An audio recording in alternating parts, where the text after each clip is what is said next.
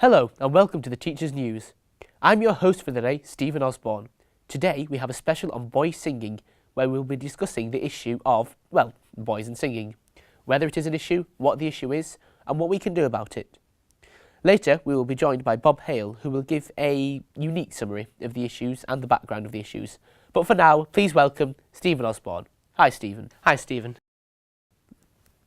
So, you're here to discuss the issues of boys and singing. Is it an issue? Yes, it is an issue. There have been books written about it, such as How High Should Boys Sing by a man called Martin Ashley. He goes into discussion about what a boy is in musical terms with regards to how the voice breaks. Yes, but surely a boy's voice breaking has nothing to do with whether or not he enjoys or can sing? Well, actually, I think it does. When a boy's voice breaks, it completely changes how he sings. Take Mark Lester, for example. Who? Exactly. He played Oliver Twist in the musical Phil, but he hasn't had much of a career since his voice broke. He can still sing, but not as well as before. Yeah, okay, fine, but we're going off topic here. What is the issue with boys and singing? Well, I think it comes down to the fact that singing is a less popular pastime with boys than with girls. This is common knowledge, but a recent survey that I myself conducted has confirmed it, and it is a problem. Singing is a way of expressing yourself that there is nothing similar to. It's music and poetry, it's art and literature, the two most powerful forms of expression combined into one. The Independent published an article back in 2007 about why singing is important. I think it was by Howard Goodall. He said that the benefits of singing are numerous and far-reaching. It is healthy, promotes good breathing and posture, can help reduce asthmatic symptoms and even provide therapies for speech disorders such as stammering. Singing makes us feel better about ourselves, enhances our self-esteem and sense of well-being, and it allows us to work collaboratively within groups in a non-competitive, highly supportive environment. There's also research to suggest that it helps children with phonics. I mean, there's so many good reasons to encourage boys to sing, and this is why I think that it should be encouraged as much as possible. But the problem is they still don't want to. Often they just simply refuse to, and there are a plethora of reasons that this might be. Such as? Well, according to Mr. Ashley, it's all to do with gender identity. In his book, he says that someone called Hale, something like that, said that boys are terrified of anything to do with girls. I mean, aren't boys always calling girls names? In fact, isn't it an insult to be called a girl? Before boys' voices break, i.e. in the age category that we're dealing with here, singing might therefore be less popular because they sound like girls. They will have heard their fathers, uncles, older brothers, cousins sing before and noted that they have lower voices than they do. And in the same way, will have noticed that their mothers or pop singers have high voices. And they then notice that they themselves have a high voice too, and therefore aren't men. But that isn't the whole issue.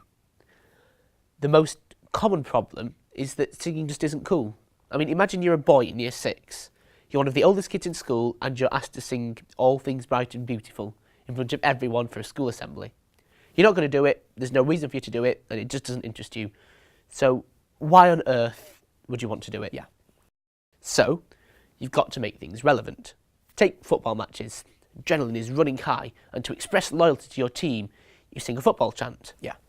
They are a form of song, and if a boy was asked to sing the chant of the team he supports, he would certainly know it. And if a few boys were together singing the football chant, or a variation of it that they composed themselves, they would be much more likely to be willing. Does that work? Well, I haven't actually tried it out yet, but the theory is backed up by research. Martin Ashley again? Yes. Okay, so is there any more advice you can give or any ideas? I mean, what are we actually doing about this? Well, as I say, you've got to make it relevant and fun for boys to do. Websites like Sing Up provide excellent interactive songs like Stomp Cannon, which isn't an excellent song for younger children, not just boys but girls, because it not only warms up their voices and mouths, it also warms up their bodies due to the huge number of actions in it. In fact, could we play a sample? I'm not sure. Let's see, have we got that sample? No, sorry, there are copyright issues. Okay, shame. But the point is, it's a fun activity and it will make children interested in singing from an early age.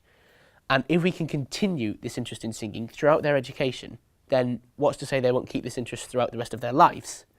Isn't that, after all, the point of education? To adequately prepare children for later life? Well, yeah, but singing's hardly an essential skill. Have I not just said why that's not true? There are loads of reasons that children and adults should sing. Like what? I literally 2 minutes ago just said exactly why singing is so useful. Okay, no need to get angry. I was just suggesting that some people would disagree with you there. Like who? Well, the government, for starters. They want to concentrate more on the academic side of things, like English, maths and science. They don't actually think that creativity is important at all, when actually the Rose Review from 2008 showed that creativity was so important.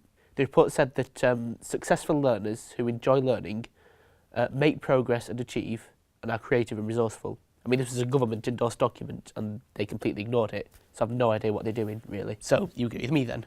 Yes. High five. Oh, yeah. Anyway, to sum all of this up, let me introduce Bob Hale with his unique report on the whole affair. Bob. Thank you, Stephen and Stephen. Well, I'm Bob Hale, and I'm here to tell you about boys and singing. But where did it all begin? Well, according to our favourite studier into boys and singing, Mr. David Ashley, it all began back in the Vatican, when the church decided that boys have the voices of angels. A bit weird when you consider that angels are all supposed to be adult males, but never mind. The point is, boys' voices were celebrated, and with males being the only people allowed to sing, it became quite fashionable for boys to find as many different ways to sing as possible. You had basses and tenors and altos, who were men, and trebles, who were boys, and castrati, which we haven't got any images of, but who were boys whose bits had been chopped off early in their singing career, and apparently their voices were gorgeous. But as women were gradually allowed to sing female parts in operas, their popularity went right down. And that was the end of that. But not for long, because as the music changed, so did what was required of singers. Blues and jazz were both forms of music that required completely different singing style than was ever needed before. And so, different singing styles became essential.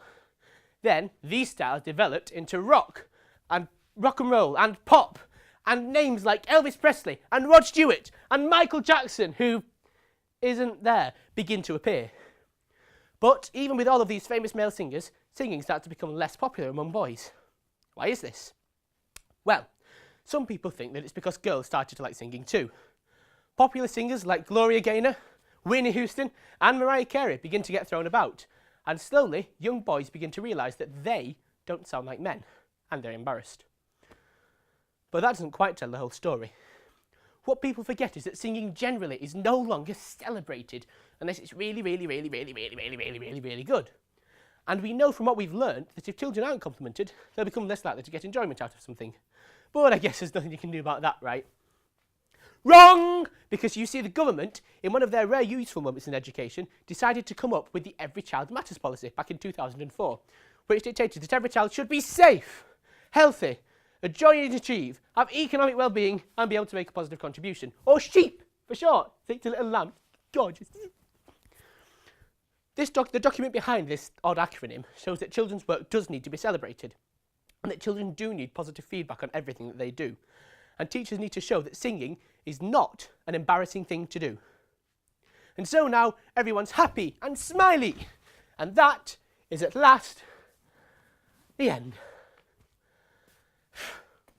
But not for long, because when the new government came in, they wanted to cut out creativity, which was an odd way of phrasing it, but hey-ho. This meant that people would be singing a lot less, if at all. So, to experiment with it first, they suggested that several reviews of learning in schools be done. One of these is the National Curriculum Review, which is still undergoing, and Mr. Go Away, you silly fool, hopes that this review will show that we need less creativity. Or so we thought, but the current consensus is actually that we need even more creativity than we have now. How amazing is that? I'm so excited that the autocue is all in capitals. The main thing to refer to here is the Rose Report, which was essentially a wonderful man whom I'm actually going to kiss, saying that the government were wrong and that creativity is actually really important. So, my colleagues in the studio have already been through some of the reasons for creativity. So instead, I'm going to say that we really, really need boys to sing because they sound lovely and it's really important that they're able to express themselves in any way they might want to. It also develops speaking and listening skills and breathing and diction and general phonics and music and memory and enjoyment and confidence and self-image and posture and self-esteem and timing. Well, we appear to be having a technical issue with Bob, but before we go, I am going to just ask our guests if you have any final advice to give to our viewers, like how do we actually teach the singing? Yeah, well, it's not what I'm here to talk about. I mean, I was here to talk about the issue of boys and singing, but I would say keep singing yourself. If you aren't confident, how are the children going to be? Even if you're nervous about singing in front of a whole class of children, just pretend not to be. They're not going to judge you, they're children. Also, keep your voice in a reasonable register. I mean, that's mainly for men who teach singing. Male teachers should set their voices as high as possible. Teaching a song, teach it in a round or a canon or using sort of call and response, that's quite useful. As I've said already, making it relevant, either culturally or by subject, is just as important. And lastly, just enjoy it. One of the purposes of music is that it's enjoyable. Then you must be doing something wrong if you're not enjoying it. Okay, excellent points there. Thank you, Stephen. Welcome. Thank you, Stephen. Okay, join us again next time when hopefully Bob will be working again and we will be discussing the issue of creativity in schools, which was touched on in this episode.